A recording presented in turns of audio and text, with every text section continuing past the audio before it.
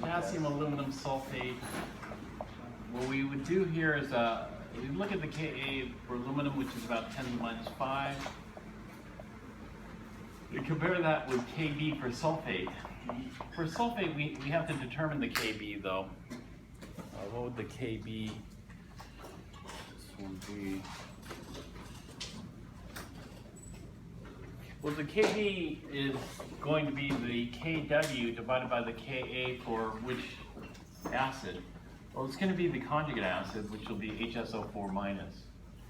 And so this would be 1.0 times 10 to the minus 14 divided by 0.011, which is the Ka for HSO4 minus.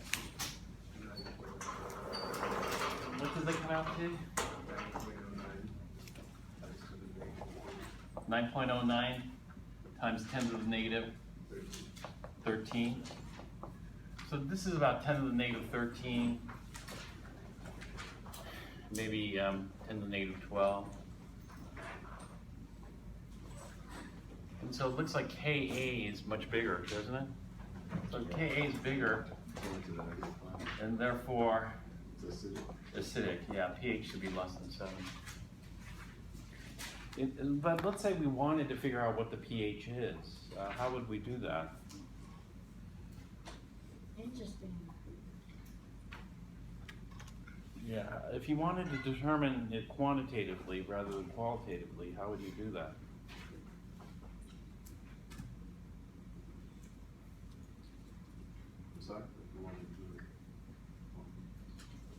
Yeah, if you want to determine the pH quantitatively, how would you do that?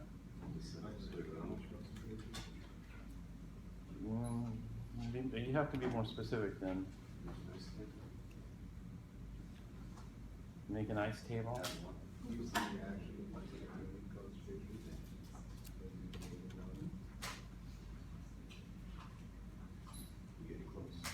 No. I'm not getting close because, do you see it? Can you see it right off or no, maybe not?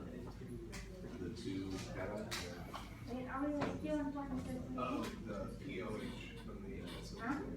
What do we do? We calculate the hydronium from Ka, and then we calculate the hydroxide from Kb, and then do what?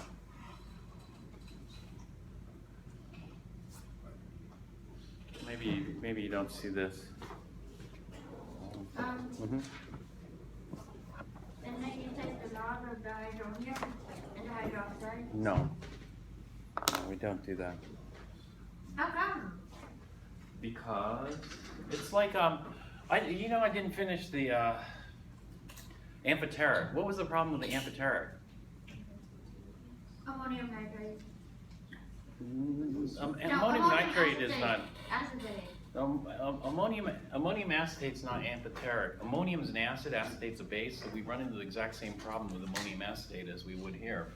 Ammonium acetate, if we wanted to figure out the pH quantitatively, it's the exact same problem.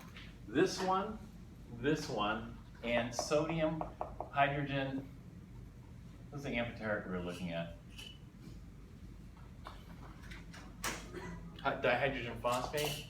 Was that it? Yeah, okay. All these suffer from the exact same problem. What is the problem that's going to happen?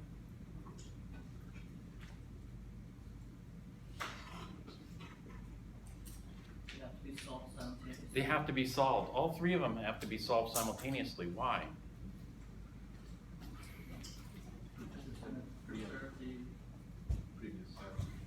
Yeah, oh, well, maybe we could just see it quickly here.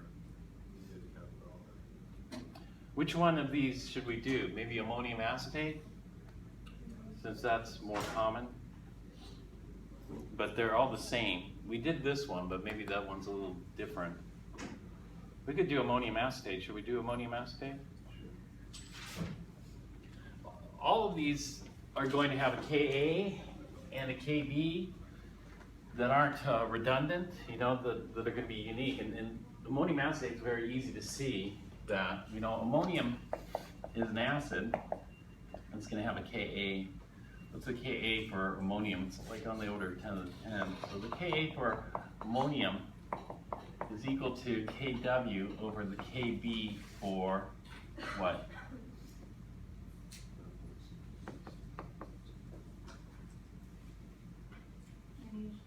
NH3, that's correct.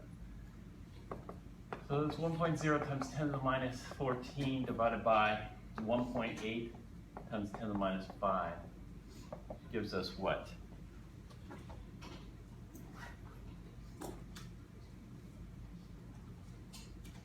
This is, you know why, this is chapter 17, by the way. This is chapter 17 because chapter 17 deals with mixtures of acids and bases. When we have a weak acid, ammonium, mixed with a weak base, acetate, what happens? What's the pH? Usually when you have a weak acid like ammonium, well, it's an acid, and a base like acetate. Acetate's a base. You know, the Kb for this is going to equal, this is just by coincidence, by the way. This is not because they're connected in some way. They aren't connected. Acetate and ammonium are totally different. But it just so happens that it's equal to Kw over the Ka for acetic acid. And again, I said acetic acid and ammonia have the same to 2 sig figs, but they would be different beyond that. All right. So, you know, what does it come out to? 5.5 times 10 to the negative 10. Yeah, 5.5 what? 5 repeating. Okay, 5.55 times 10 to the negative 10. Kb, 5.55 times 10 to the negative 10.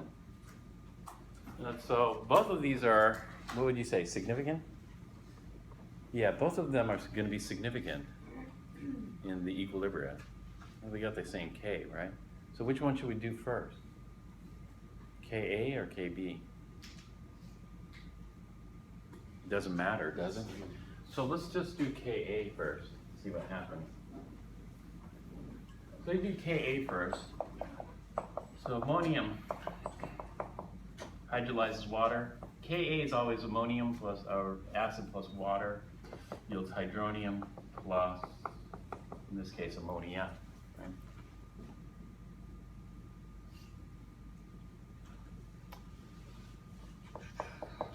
It looks like these two equilibria aren't tied together, right? Looks like we're okay. So initial, let's do 0.100 molar ammonium acetate. So we got 0.100 molar water, nothing, we'll assume nothing's happened. Change at equilibrium, we're going to have 0.100 minus x molar, and x molar. You can fill out the rest of the table. Therefore, we solve this. Ka is equal to 5.55 times 10 to the negative 10, which is going to equal x squared. Actually, I better write it out. It's going to equal the hydronium ion concentration times the ammonia concentration divided by the ammonium concentration here. It's going to equal x squared over 0.100 minus x. We'll use the simplifying assumption, x squared over 0.100. That means x is equal to square root of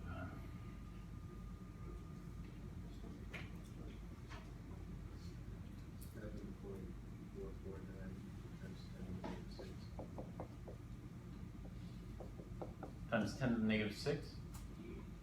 7.44 times 10 to the negative 6. Other people can? All right.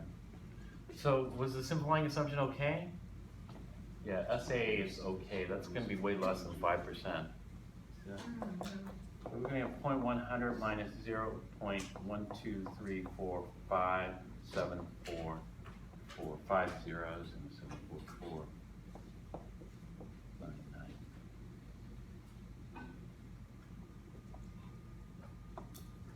So barely any change in the ammonium. So we didn't lose much ammonium. We aren't going to generate much hydronium. 7.44 times 10 to the minus 6. All right, should we just go ahead and take the pH now?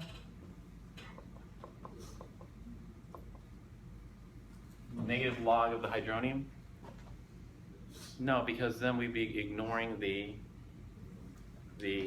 Water. no, acetate. We'd be ignoring the acetate. Acetate has a bigger K than water, doesn't it? Yeah.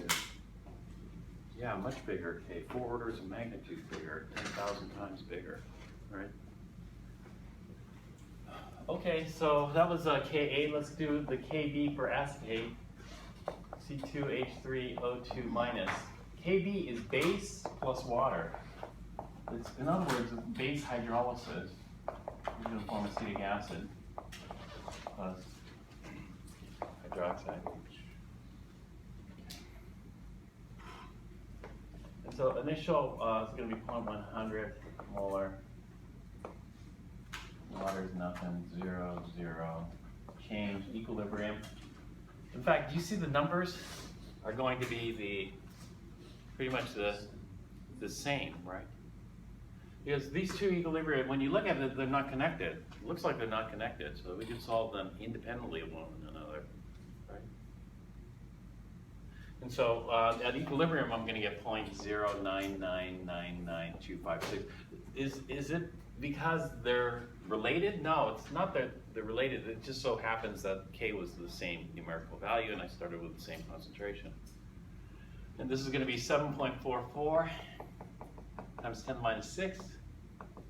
7.44 times 10 to the minus 6. Hey, I generated 7.44 times 10 to the minus 6 molar hydronium and 7.44 times 10 to the minus 6 molar hydroxide. Should they neutralize each other out? Should they or do they? Do they? Yes, they do. No, we wouldn't ask that. Should I just cancel and say pH is 7? We know. Well, this is kind of a trick question. This is a kind of a trick question because in order for the pH to be 7, what has to be the hydronium concentration? This is a trick question. Do they neutralize each other out? No. Maybe I shouldn't take this example because this is really weird one because they do because they're going to generate equal and opposite because they both have the same K, but no they don't because you just don't cancel this with that, right? Because in order to be pH 7 it has to be a hydronium of 1 times 10 to the net minus 7. So what I'm going to do is I'm just going to cancel out part of this, say minus this much and minus that much to get 1.0 times 10 to the minus 7. Would you agree? So what I have to do is I have to get rid of, okay, I'm going to make this 10 to the minus 7, so that's going to be 74. So I'm going to get rid of 73.4. So minus 73.4 times 10 to the minus 7 molar. And then minus 73.4 times 10 to the minus 7 molar. And then we're good. We're at pH 7. Is that how you do it? No. Okay, good. I thought you did. Yeah, right. Well, so how am I gonna, do they neutralize each other out and completely cancel each other? No, because they're going to be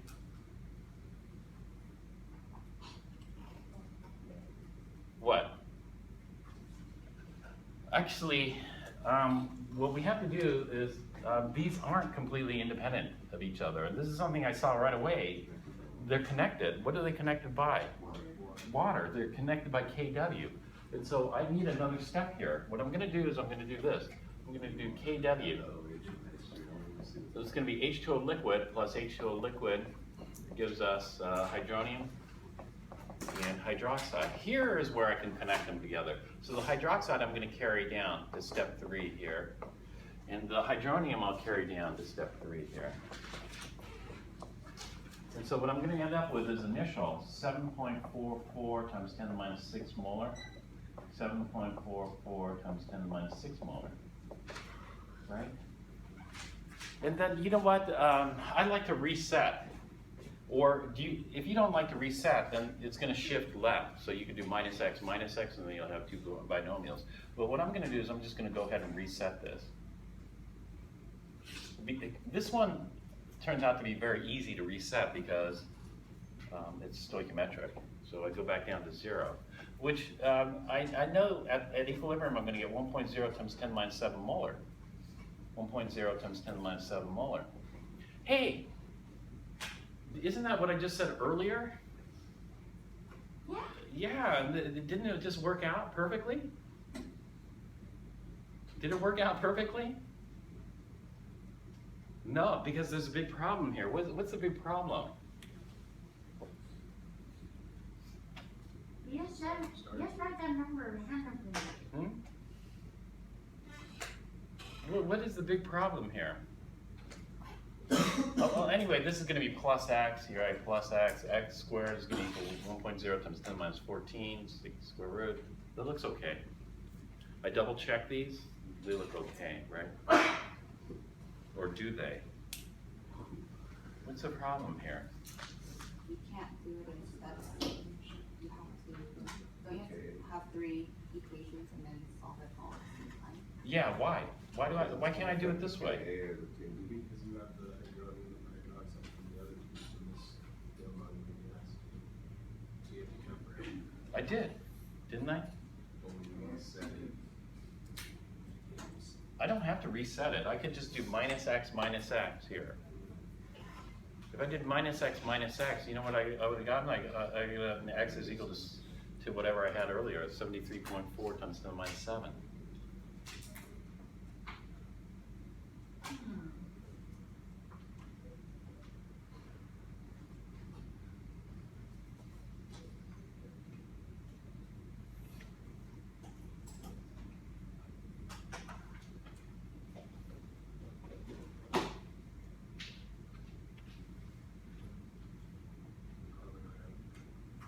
No, not the common ion effect. It would perturb the previous steps. Look at how much the concentration changed by. If you lose 73.4 out of 74.4, 73.4 out of 74.4 is a huge change, right? This is no longer going to be at equilibrium. That's like 99% change almost. And the same thing here. So this is totally going to perturb the previous steps here. And therefore, that's why we have to solve this simultaneously. I'll tell you, the pH is going to be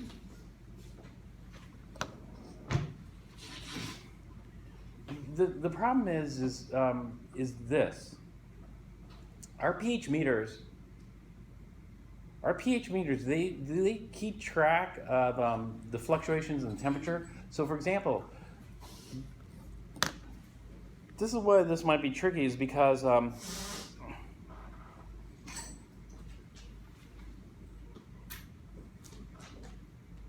ammonium acetate should be pH about pH 7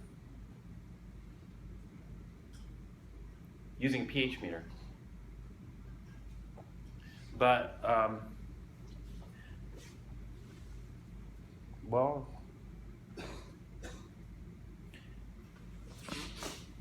it's tricky because the hydronium and the hydroxide are going to be equal, but they aren't necessarily going to be 10 to the minus 7, right?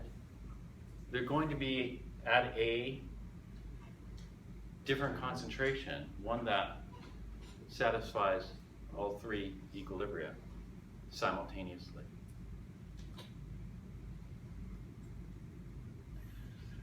If we do the same thing for each of those, aluminum and sulfate, ammonium and acetate, and then the amphoteric dihydrogen phosphate, we're going to solve a Ka, solve a Kb, and then when we plug it into Kw, it's going to perturb the first steps, always.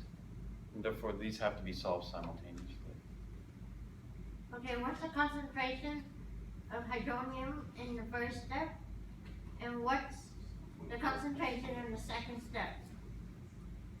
The hydronium is there, but in the second step is hydroxide here, this is the Kb. And then we got to figure out, how do we handle, if one step generates hydronium and another step generates hydroxide, how do we deal with that?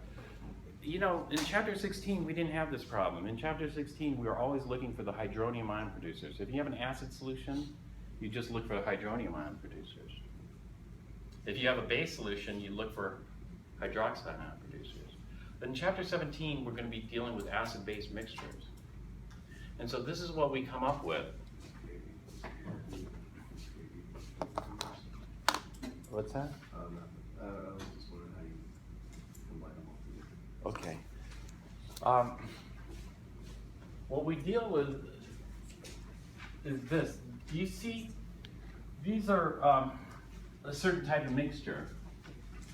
And so in chapter 17, we're looking at acid-base mixtures.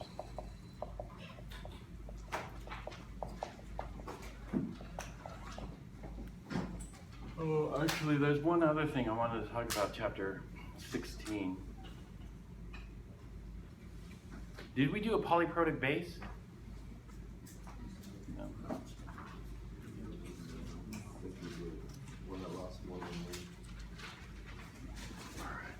Well, since we're talking about this right now, let's deal with this. This is a mixture of a weak acid and weak base. So we're done with chapter 16? No, I'm gonna come back to one more thing. Weak acid and weak base mixture. In a weak acid, weak base mixture, like ammonium and acetate, do they neutralize each other out? So for example, ammonium plus acetate.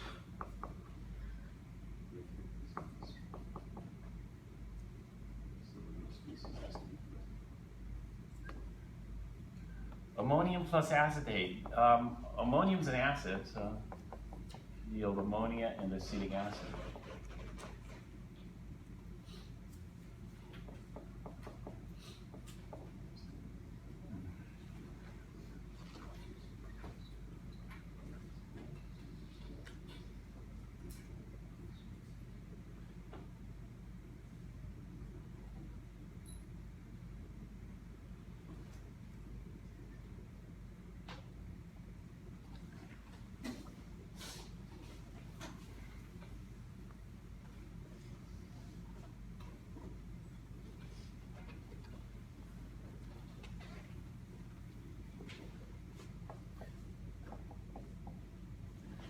What's that? Is that a Ka or a Kb or what is that?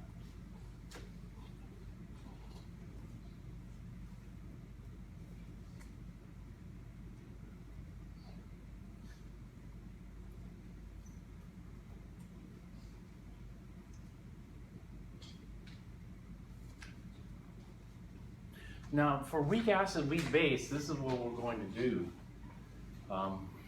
for these.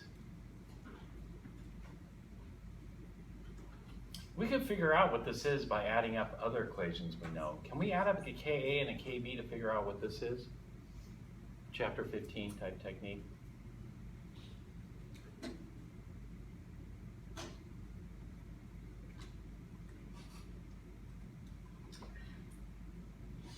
So let's see if we can add up some equations. Do it. So as an example, maybe if we look, if I take ammonium and look at the Ka for that, it's ammonium plus water. This is going to give us ammonia and hydronium. Okay, so that takes care of two species here. And then if I look at acetate plus water, it's Kb. This is going to give us acetic acid and hydroxide. And so I have acetate and acetic acid.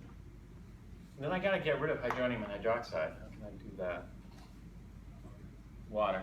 And so if I do this, if I take H2O liquid, actually I don't want that on that side. Let's go with a hydronium on this side and a hydroxide. This yields H2O liquid plus H2O liquid. And then if you look at this, the waters cancel, and hydroniums and hydroxides cancel. So even though we weren't given the K for this, we were able to figure it out using chapter 15 stuff. So we add up these three equations, we get that as a net equation. So the first equation is Ka for ammonium. Second equation is the Kb for acetate.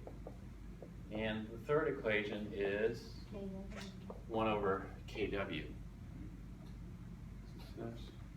Because it's reversed. And so K for this is going to equal Ka times Kb divided by Kw, as shown over there. All right, Ka was 5.55 times 10 to the minus 10. Kb is 5.55 times 10 to the minus 10, so we'll just square this. Divided by Kw, 1.0 times 10 to the minus 14, which gives us what?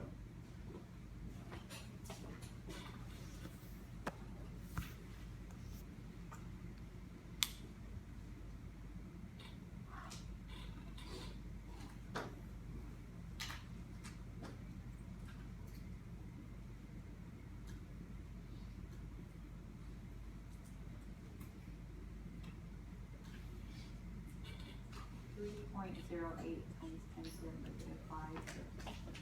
3.08 times 10 to the negative 5. Yep. Okay, now if we do the ice table for this, right, we could do it, right? We had 0.100 molar, 0.100 molar. They neutralize each other out to some extent.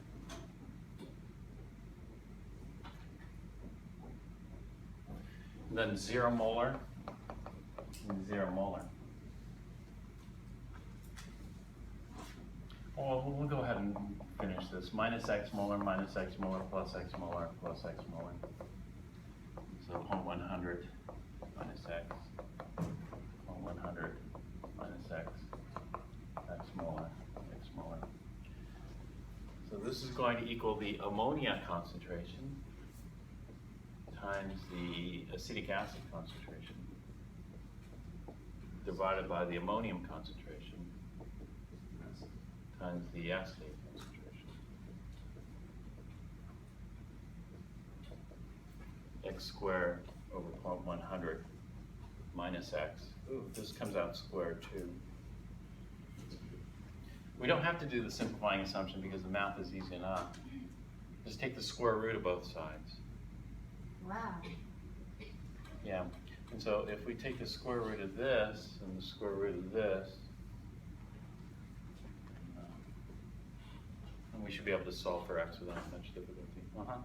How do you know this is gonna work out? How? Yeah, how do you know if it's gonna work out? I don't worry about it. I just cross my fingers and hope it'll work out. But I already know something.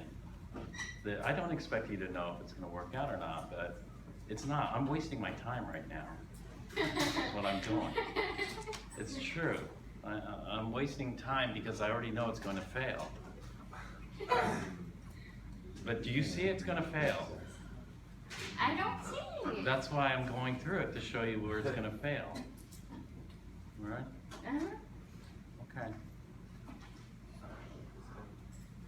You can spin your wheels a lot here because once we do this, somebody calculate X for me.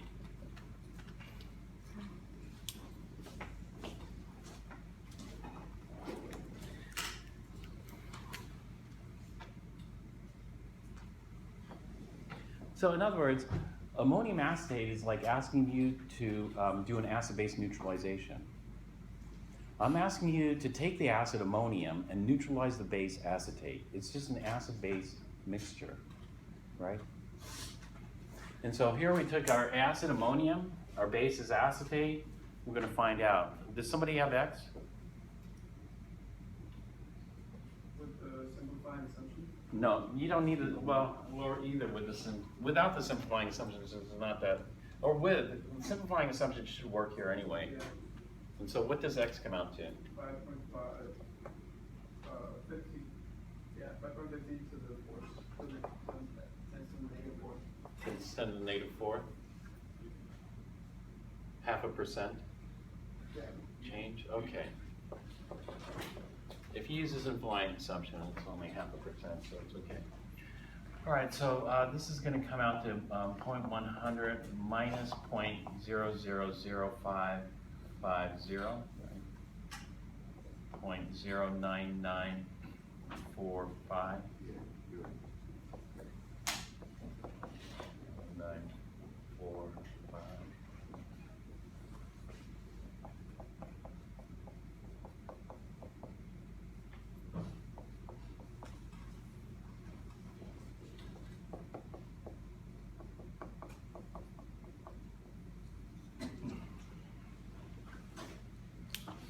Did it, well, first question is, did it really neutralize? If you take the acid ammonium and try to neutralize the base acetate, did it really do an acid-base neutralization?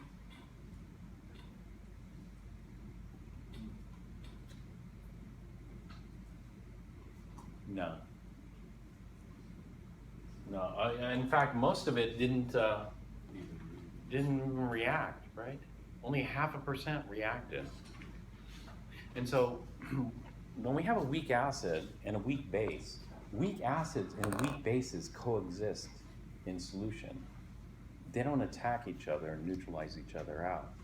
They coexist because the K is not big for this. Right. And so the next question is, what is the pH of this? Oh, that's easy. You just take the negative log of the hydronium, right? But now, how are we going to handle this? Because, okay, if we want to figure out what the hydronium ion concentration is, then we have ammonium and acetic acid. Ammonium and acetic acid are both going to contribute to the hydronium along with Kw. But at the same time, we also have hydroxide producers.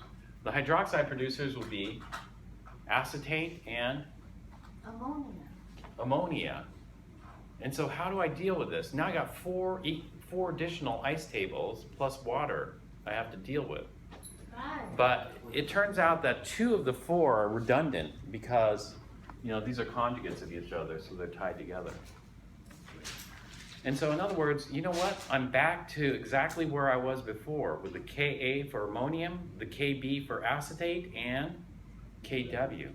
I have to solve this simultaneously. And so weak acid, weak base mixtures must be solved simultaneously in order to determine the pH. And so back to, you know, this is back to where we started. Except now I could, you know, what I mean by back to where we started is it's not exactly back. If you don't like resetting, then you're going to see it's not exactly back to where we started. Because back to where we started, okay, I got ammonium here.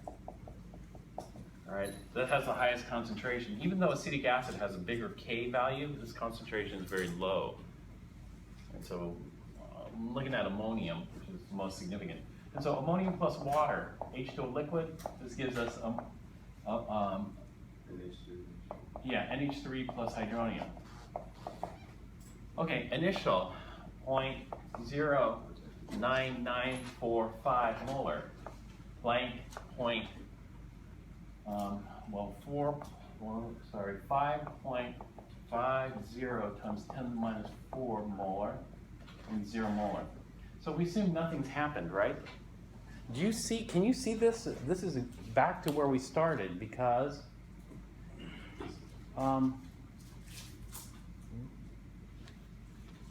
or is it? Maybe it's not.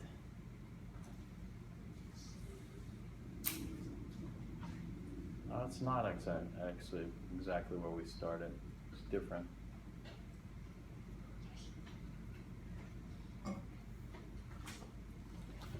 Anyway, minus, plus,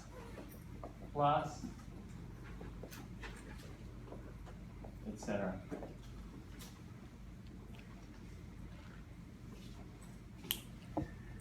And so, in other words, weak acid, weak base mixtures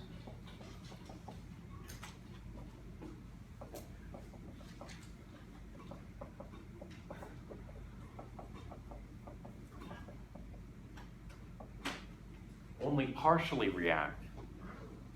Therefore,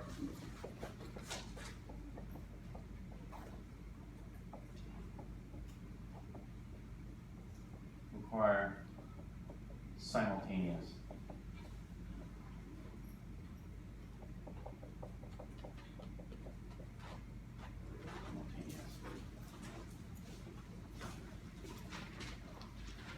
All right, versus if we just had the weak base present. And so let me do that really quick here. If we have just weak base present,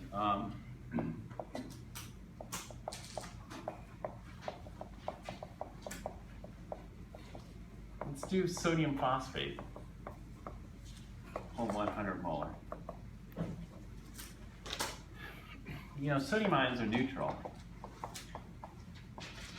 But phosphate is what we call a tribasic base. It's going to have a Kb1, a Kb2, and a Kb3. It's capable of accepting 3 protons altogether.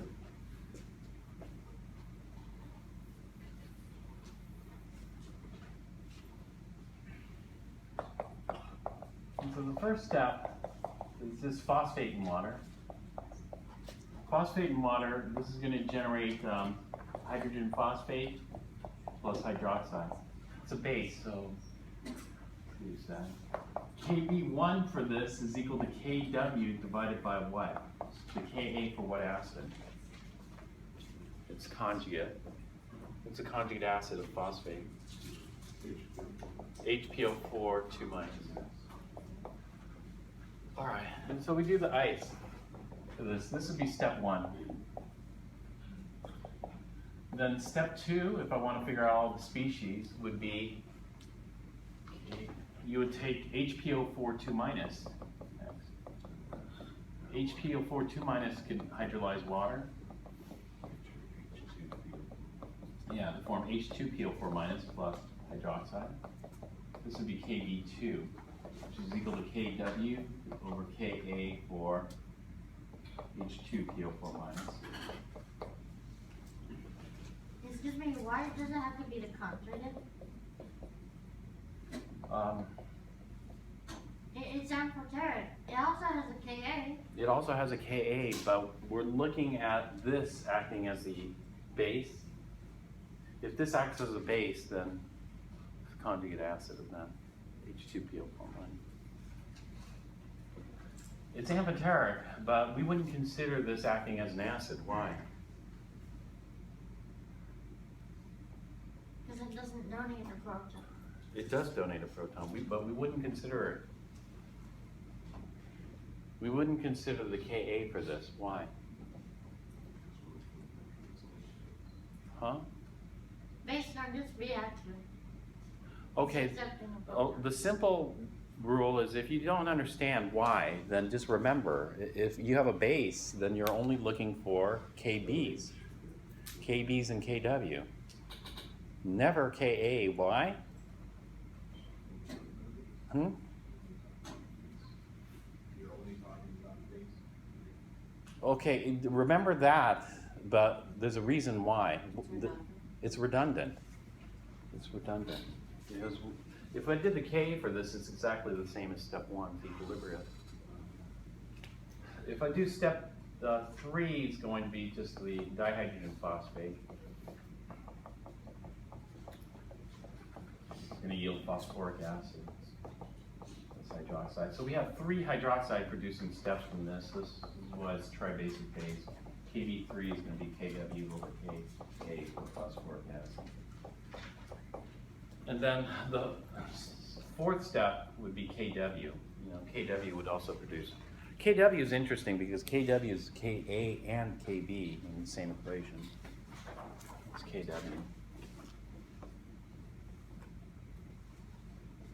And so, but when you throw in an acid in there, then, you know, it complicates things. So a weak acid, if we throw in a weak acid, then yeah, we got to consider the Ka for that weak acid. And when we do that, then we have to solve it simultaneously, right?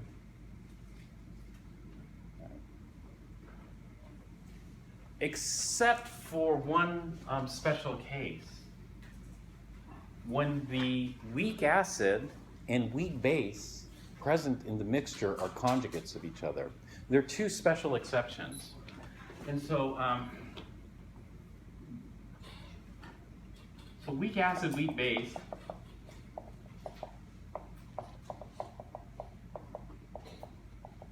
Okay, this is just weak base solution, right? So we didn't have to deal with any Kas. But when we have a weak acid, weak base, it's going to just be qualitative. You know, well, which one's stronger? For pH. And so we compare, you know, for pH, if the Ka is bigger than the Kb, and they're the same concentration, let's make it the same concentration, otherwise that concentration screws everything up. So if we're looking at the same concentration, Ka is greater than Kb, then the pH of the mixture should be less than 0, less than 7. Sorry. If the Ka and the Kb are comparable, then we say the pH is about 7. And if the Kb is bigger, then those should be basic, so it's greater than 7. Right? That's what we do. Except for quantitative, we have two special cases in which we can figure out a weak acid, weak base mixture quantitatively. One of them we already talked about.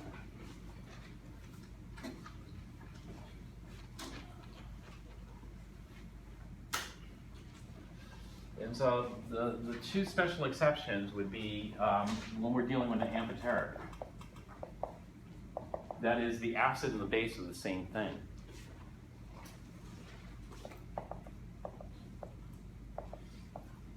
Same species. Then the pH can be calculated. It's the pKa for the amphoteric plus the pKa for the conjugate acid of the amphoteric divided by 2. This is assuming the concentration's high.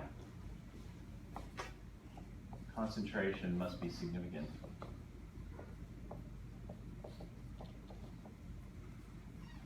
You know, because anything at very low concentration is going to be like pure water. You know, the lower the concentration, the more water it is, the water-like it is, and the less we have to deal with these calculations. So the concentrations, and the simplifying assumption is going to work.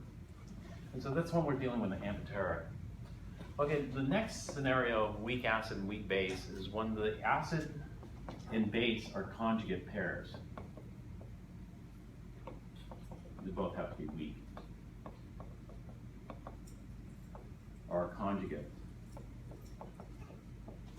pairs. And then we can solve it simultaneous without much difficulty. But isn't that the same scenario? No. No. Acid base same species. Yeah, but in number 2, they aren't the same species. So for example, this changes things dramatically. What if I mix acetic acid and sodium acetate? Acetic acid, that's my acid, and acetate is my base. And so I have acid here, acetic acid and base, acetate. They aren't the same thing. Whereas over here in the amphoteric, it would just be sodium dihydrogen phosphate. Dihydrogen phosphate is my acid, dihydrogen phosphate is my base. Over here, acetic acid is only an acid, it's not a base. And acetate's only a base, it's not an acid. So they're different, but they're related. They're related because they are conjugate pairs. Another example would be ammonium chloride. And so ammonium would be my acid, chloride's neutral, and ammonia, right? They're buffers. Right. And so we have a special case here. Now let's try to neutralize these out. And so if I take acetic acid and react it with a base to do an acid-base neutralization, what's going to happen? Acetic acid plus acetate gives me acetate plus acetic acid. And so it looks like nothing's gonna happen, right? No reaction.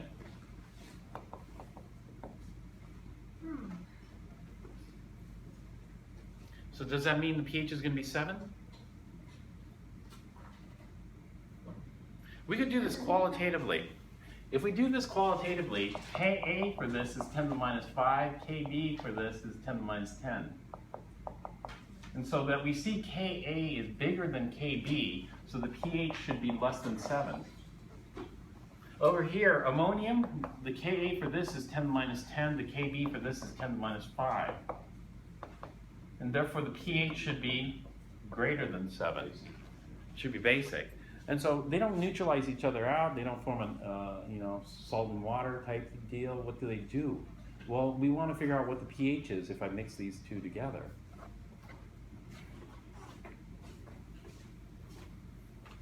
Back to the qualitative analysis lab. Why do we add ammonia and ammonium chloride? Why can't we just add ammonia?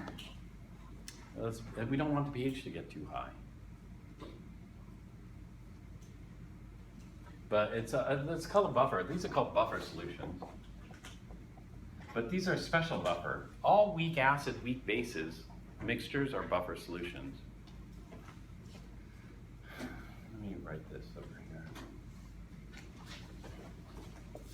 All weak acid and base mixtures are buffers. What buffers do is they resist pH change. So if you add some strong acid to this, then the base component of the mixture will attack it. So for example, acetate will neutralize it. If you add some strong base to this, then the acid, and so what they do is they react with strong acids and strong bases to help buffer the change. So all weak acid, weak base mixtures are buffers. But this type is called a Henderson-Hasselbalch buffer.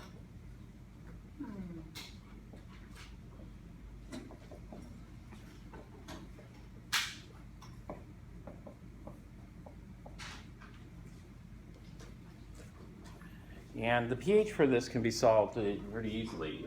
The pH for a Henderson-Hasselbalch buffer is equal to the pKa for the acid component plus the log of the base concentration over the acid concentration.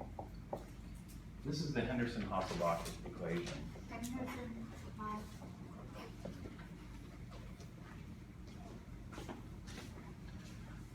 The Henderson-Hasselbalch equation's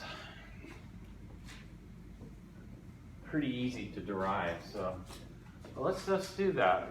If I had, let's say I had 0.100 molar acetic acid and 0.100 molar sodium acetate,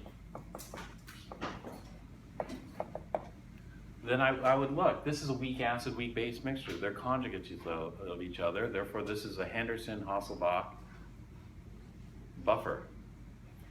And the pH for this Henderson-Hasselbalch buffer is just equal to the pKa for the acid. So this would be the pKa for acetic acid plus the log of the base concentration, 100. Actually, I'll just write it in. So it's the log of the acetate concentration over the acid concentration, which would be acetic acid. And so let's plug in the numbers. The pKa is the negative log of the Ka. The Ka is 1.8 times 10 to the minus 5 plus the log of 0.100 over 0.100, which is 1.00. What's the log of base 10 of 1?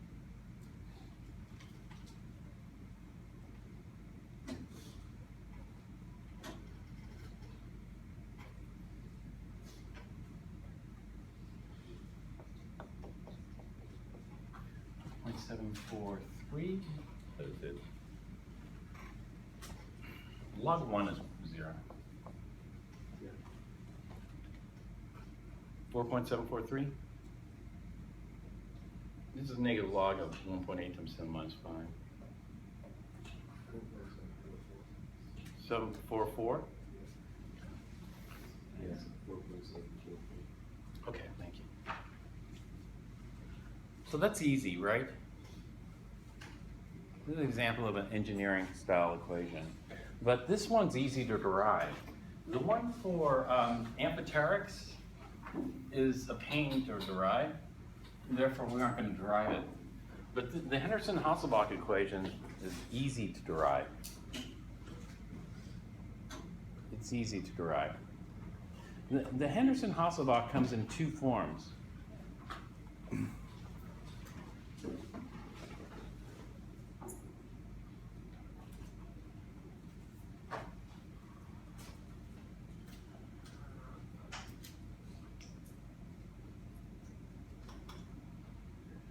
But let's look at this form first. Okay.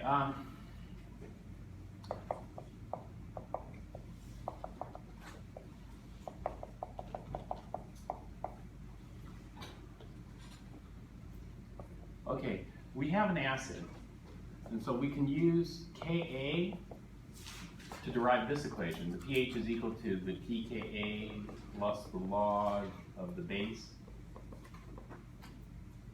to acid. Or Kb. If we use Kb, then we get the POH. The POH is equal to the pKb plus the log of the acid of the base. Both, you know, it's one or the other because both are going to give us the same pH. On the one hand, we look at this, the acid's much stronger here, right?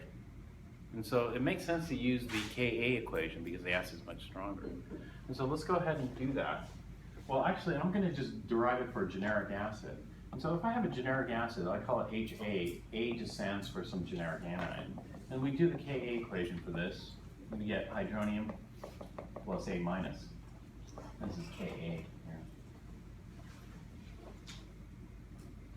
What we have, though, is in a mixture, we're going to have an initial concentration of HA, which we call HA initial, and an initial concentration of A minus, its conjugate base.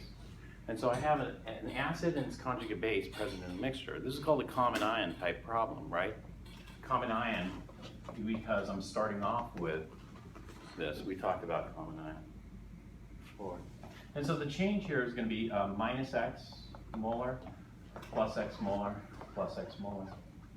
And so at equilibrium, I'm going to get HA initial minus X, X molar, and A minus initial plus X molar. Let's drop the units. And so this is going to equal the concentrations at equilibrium here. And so the Ka is going to be the hydronium ion concentration at equilibrium times the A minus concentration at equilibrium divided by the HA concentration at equilibrium. Okay, so we'll just substitute these in here. So I'm going to get X, right, times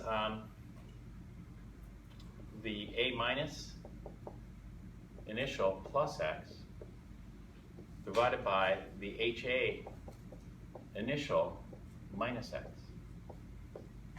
And then I'm going to make an assumption. I'm going to do the simplifying assumption. Okay? So to do the simplifying assumption, I'm just going to get A minus initial over the HA initial. That's what Ka is equal to. And then I'm going to take the negative log of both sides. So I'm going to get the negative log of the Ka is equal to the negative log of X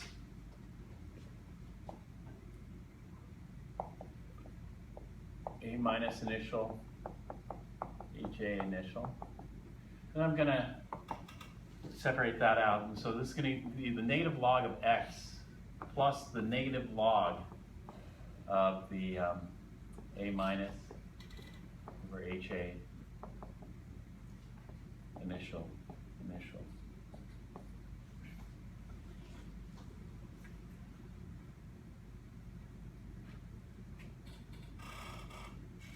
Then I'm going to add this to both sides. And so I'll get the negative log of x is equal to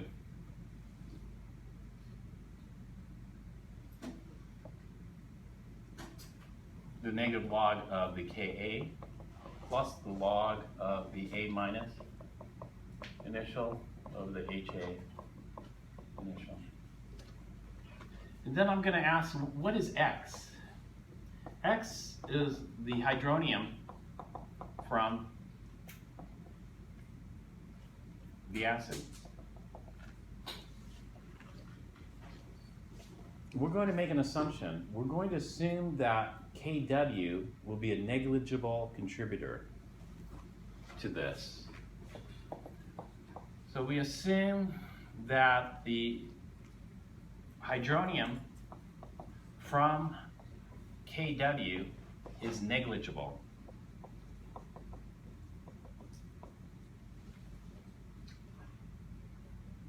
Therefore, the hydronium from the acid is the total hydronium.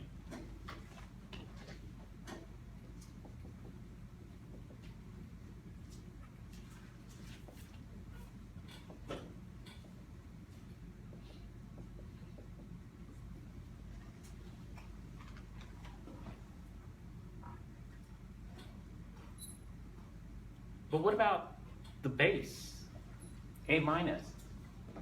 Shouldn't A minus give us hydroxide, right? And shouldn't I neutralize the hydroxide with this hydronium? And the answer is, maybe I cannot do one or the other. I have to do both, right? Don't I have to do both?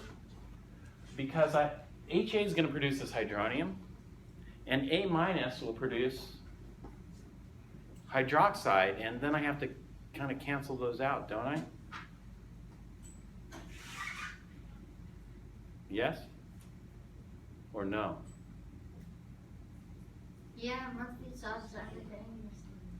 It must be solved simultaneously? Yeah. If I did have to do both, yes, I'd have to solve them simultaneously, but I don't have to do both. It's one or the other because it's redundant. If I did Kb for A minus, the Kb for A minus would look like this.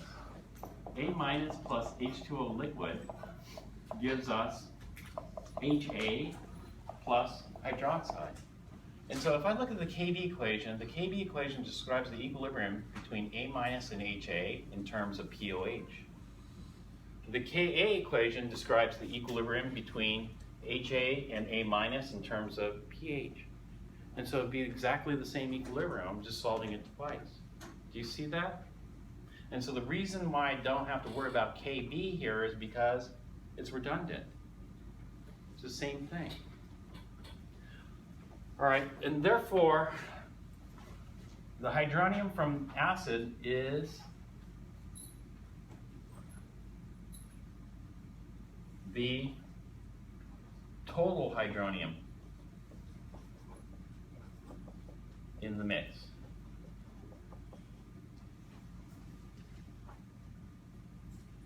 And that, if that's the case, then X, you know, this X is the total hydronium. So the negative log of the total hydronium is the pH.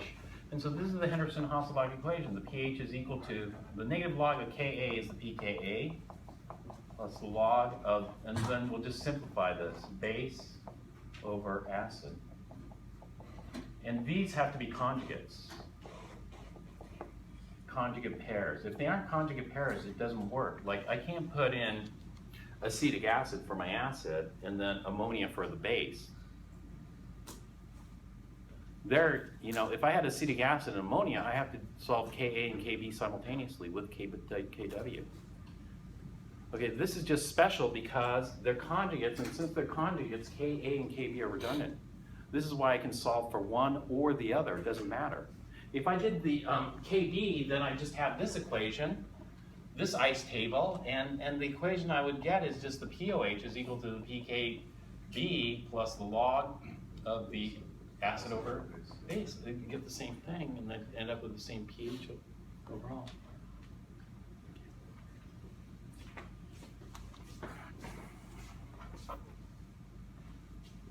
So, pH is 474. Now, let's go on to something like this. What if I had 0.100 molar ammonia and 0.100 molar ammonium? Like ammonium chloride or something like that. Do you have an announcement, Rain? Hi, Renee. Hi, Callie. Okay, so hello everybody. I didn't get to do the chapter 17 worksheet. So, is this? Oh, you're doing chapter 17? No, we were working on chapter 16 earlier too. Okay, perfect. So, yeah, because this week I was going to start chapter 17, but I didn't have time to do it. So I just want to let you guys know that on Tuesday's workshop, I'm just going to do about 1 or 2 practice problems related to chapter 16, and then I'm just gonna leave it open for discussion with like any concept questions that you guys have. And I would prefer those kind of questions over answers to the homework questions. And then also Thursday, I guess we'll just, it'll be open for discussion. So there'll be no chapter 17 this week. We'll just start chapter 17 next week, because this chapter is already busy enough, so I don't wanna stress you guys out with chapter 17 stuff. Okay?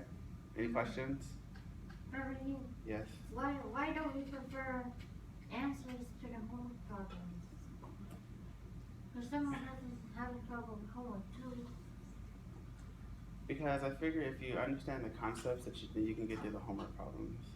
And so I'd rather you just ask me, or if you have a homework problem and you're asking me, well, why is, like, what's the next step? Why am I doing this step? Versus, can you show me the answer? I would prefer that kind of question. Like, I see in some of the homework problems, they're done like really differently from like the bow. It requires a really different approach. Okay. Okay, well, come to the workshops and we'll cover them. Wait, I thought you said to me on Facebook that you gotta meet me Monday, which is today. Okay, fine.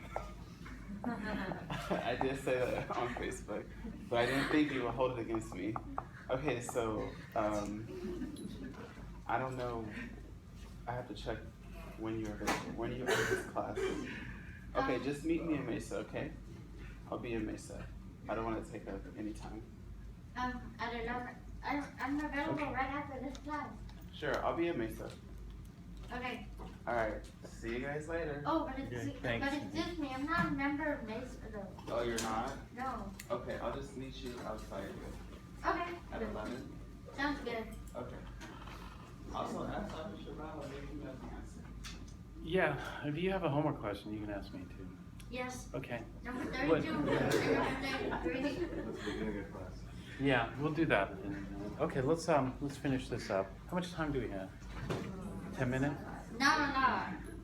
Yeah, all right. 15 minutes, all right. All right, so here, here we see that KB is much more dominant than KA, but we're still going to use the Henderson-Hasselbalch equation for KA. Why? Because it doesn't matter. If we use the KB, we're going to get the same answer, right? And so we'll just use it for the K. We'll just do it for the KA because that saves us one extra step. Rather than getting the POH and then having to calculate the pH, we just get the pH directly. But there is one complicating factor there, and that has to do with the simplifying assumption. The simplifying assumption, when we think about it, does it work? And so let's take a look here and go ahead and calculate this. If we calculate the pH is going to equal the negative log not the negative, just the pKa of the acid. The acid in this case is going to be ammonium. Okay. Plus the log of the base concentration. Well, this is easy. The base concentration is going to be ammonia at 0.100, and the acid concentration is going to be ammonium at 0.100. This 0.100 divided by 0.100 gives us 1. Log of 1 is 0. This just means it's the pKa for ammonium. All right, the pKa for ammonium is going to be the negative log of the Ka. The Ka was 5.55 times 10 to the minus 10. And that gives us a pH of 1.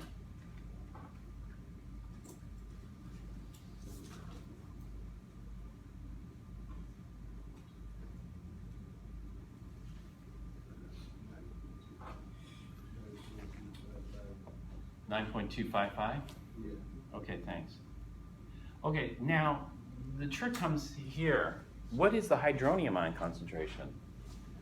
And so let's talk about that here. So this would be an aside. We would be done. But sometimes people think about this. The hydronium would be 10 to the minus pH molar. And so this is 10 to the minus 9.255. Can someone calculate that?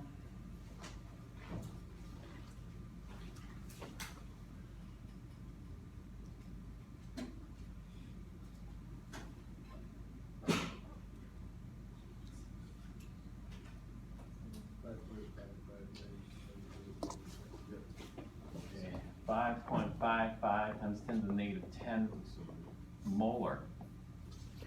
And then the question is this. Is Kw a significant contributor or an insignificant contributor? Significant. Because if the molarity of the hydronium is 10 to the minus 10, then shouldn't Kw contribute a significant quantity of hydronium? And so therefore, is the simplifying assumption valid or not valid in this? If the simplifying assumption doesn't work, then we shouldn't be using the Henderson-Hasselbalch equation.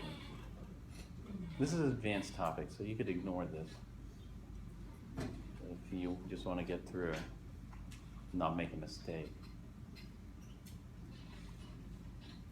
So the simplifying assumption should fail, basically. SA should fail because if I have a hydronium concentration that's 10 to the minus 10 molar, then I better add the hydronium from water, because hydronium from water is going to be 10 to the minus 7 max, or maybe 10 to the minus 8, 10 to the minus 9, but when you look at that, that's significant, isn't it?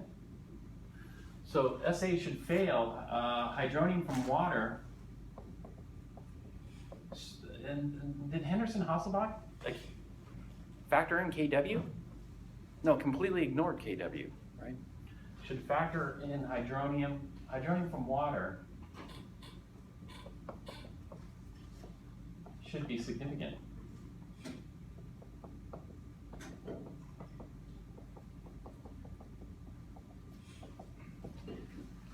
And so the answer is it isn't.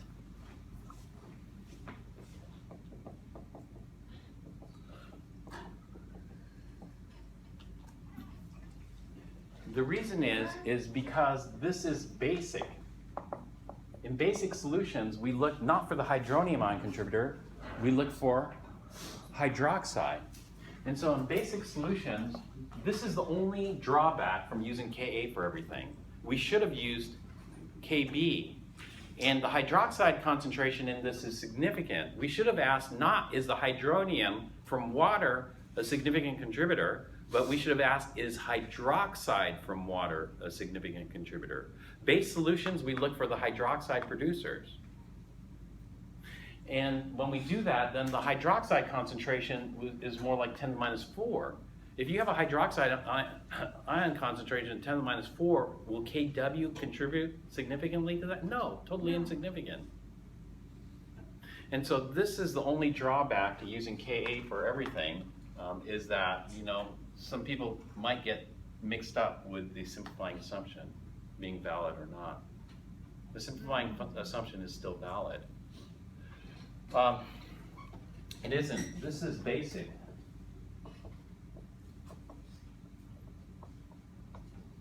And so the correct question was, is the hydroxide from KW significant? And the answer is no, it's not.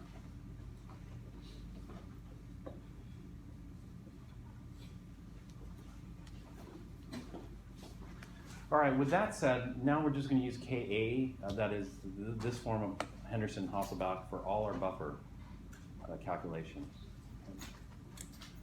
Now, buffers have special properties. And so what we want to do is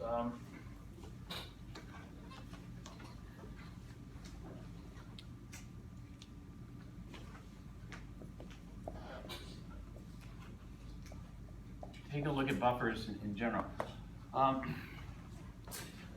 Buffers have adjustable pH.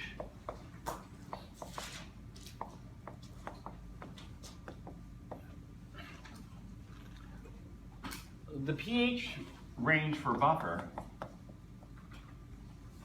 is the pKa plus or minus 1.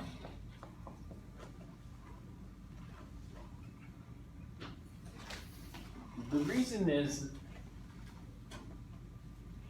this.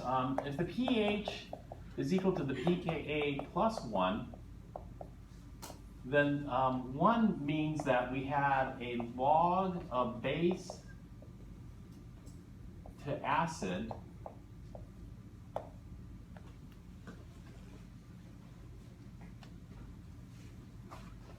in a 10-to-1 ratio. In other words, the base to acid ratio is 10-to-1.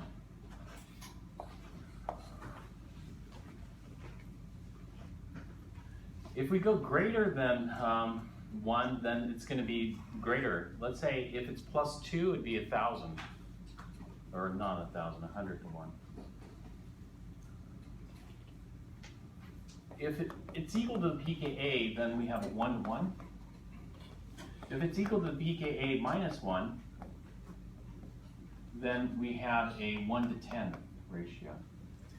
And so, in other words, the adjustable pH comes from maintaining a base to acid ratio between the limits here of 10-to-1 to 1-to-10. Beyond this range,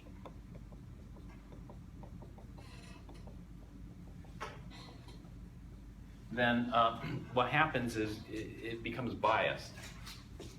Too heavily biased towards base or too heavily biased towards acid.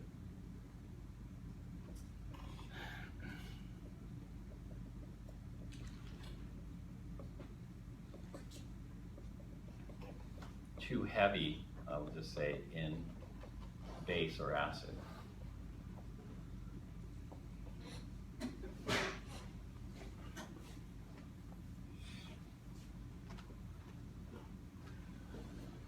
The optimum pH is equal to pKa because we have a 1-to-1 ratio. And what a 1-to-1 ratio can do is it can neutralize added strong acids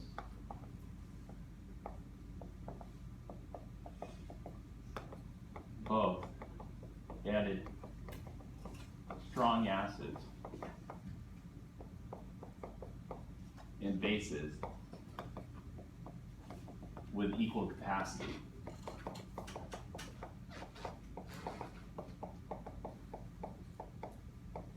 So if I add some HCl, then the base component can react, or if I add some sodium hydroxide, the acid component can react with equal capacity.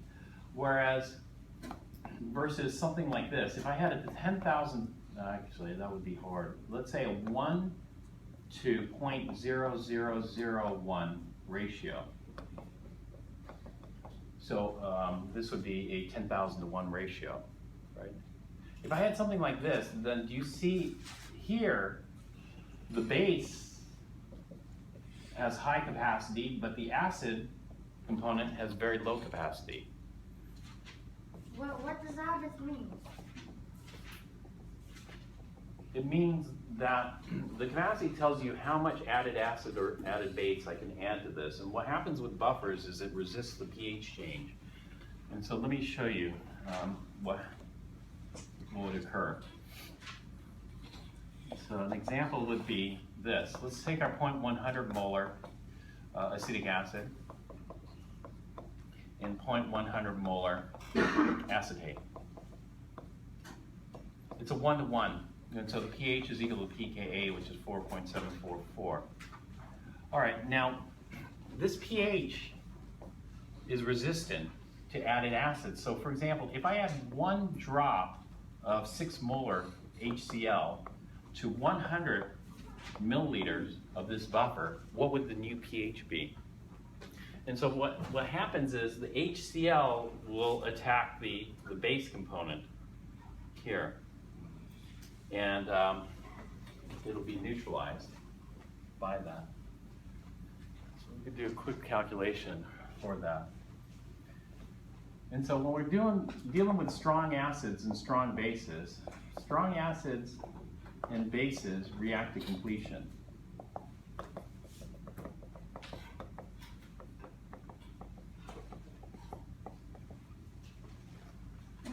And so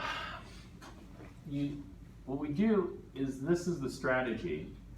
We pick the strongest acid and the strongest base and react them. And so take the strongest acid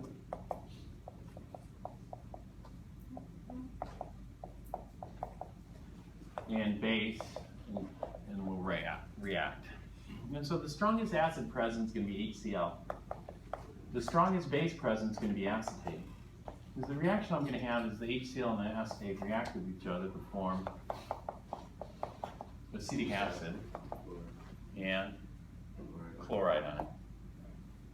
Now the K for this is what? This is the K for reaction. And the K for reaction is going to go like this.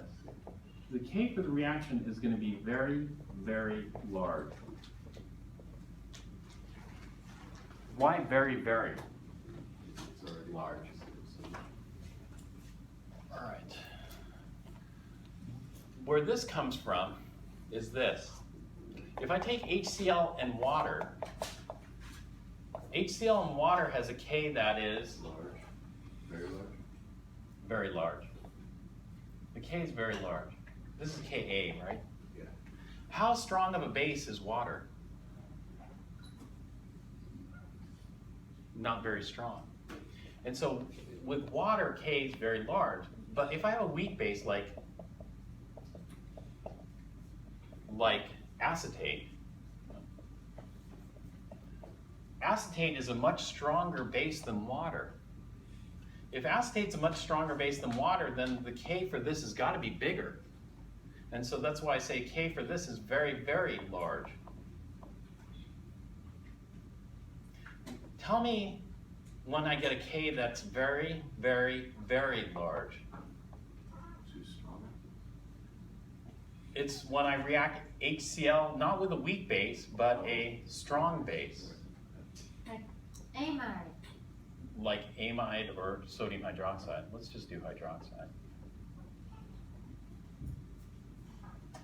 And so these are the Ks that you should memorize.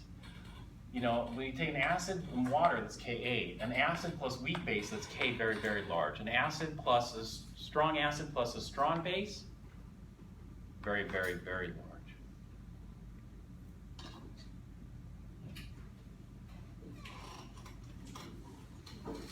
And so this is why we say strong acids and strong bases react to completion, because the Ks are going to range from very large to very, very, very large. And so, well, we'll finish this problem next time. But what we're doing right now, and I'm trying to shorten it, is figuring out how buffers react.